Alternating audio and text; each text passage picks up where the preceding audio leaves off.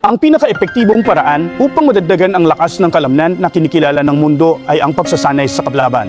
Napansin mo ba na ang mga hita ng nasa katanghaliang gulang at matatandang tao sa paligid mo ay nagiging payat at humihina habang sila ay tumatanda? Sa ating mga kabataan, makikita mo na ang aking mga hita ay napakakapal at malakas. Nakatayo agad ako pagkatapos maglupasay. Kung titinan mo ang aking lolo, hirap na hirap siyang maglupasay at tumayo. Kailangan niyang gamitin ang dalawang kamay para alalayan ang sarili dito at doon bago siya makatayo ng dahan-dahan. Bukod dito, kapag tumayo ka, ang iyong mga binti ay madaling manghina at maaari kang mahulog kung hindi ka mag-ingat. Sa katunayan, ang lahat ng ito ay dahil ang kanilang mga binti ay may edad na at ang lakas ng kalamnan sa kanilang mga balakang at binti ay halos nawala na nagiging sanhi ng kanilang mga binti na humina at humina.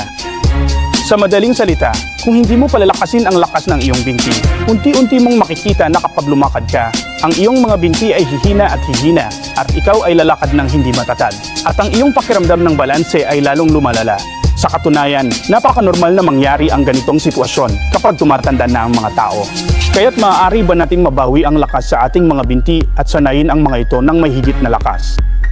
Siyempre ito ay posible, ngunit ito ay tiyak na hindi isang bagay na maaaring makamit sa pamamagitan lamang ng pagtakbo o paggawa ng aerobics. Dahil ang mga pagsasanay na ito ay maaari lamang ilipat ang iyong mga binti at paa, hindi nila mapapalaki ang lakas ng iyong mga binti. Kung gusto mo talagang madagdagan ang lakas ng iyong binti, kailangan mong magsanay ng paglaban para sa iyong mga binti.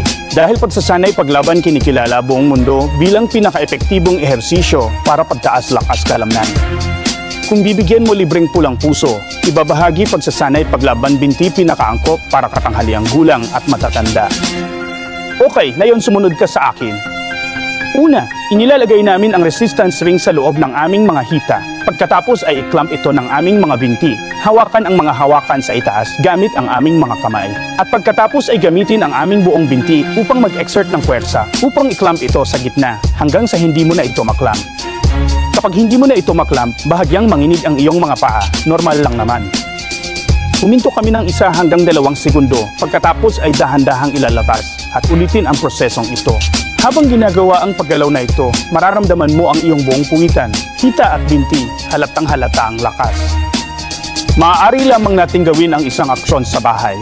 Dahil ito ay isang aksyon lamang at maaari itong makumpleto sa pamamagitan ng pag-upo sa isang bangkito, ito ay parehong ligtas at mahusay. Maggagawa natin ang 3 set araw-araw, 10 hanggang 15 beses sa bawat set. Pagkatapos mong matapos, mararamdaman mo ang lakas, balanse at katatagan ng iyong mga binti kapag naglalakad ka. Hindi ba medyo naiba?